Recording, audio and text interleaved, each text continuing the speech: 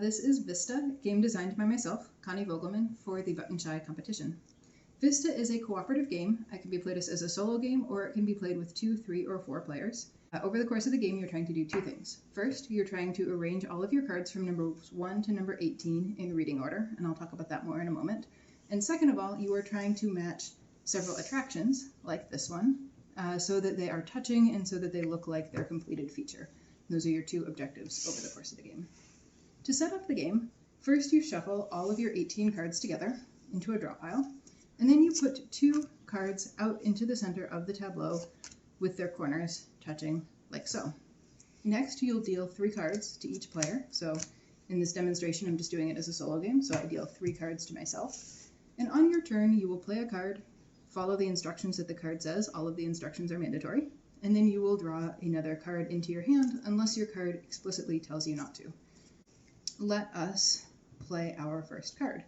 So in this situation, what I might do is I might put this card number 13 here, and I might slide the 16 down like that because it says move any green diamond card 1 spot down, up, right, or left. There are 2 different rules for placement in this game. One is that every card that you place must touch and be adjacent to at least one other card. This card uses diagonal adjacency, so as long as a corner is touching, you're fine. The second rule is that by the end of the turn, the tableau must be one complete unit and cannot have any gaps in it. After I play my card and I take my turn, I draw another card, the next player would go, and so on and so forth. Alright, so now we're just going to go through a quick scoring example. This is sort of a simulated end of the game.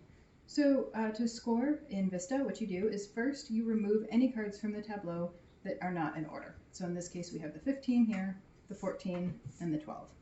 Then we count up all of the cards that are face up, and each of those is worth a point. In this case, we have 15 cards.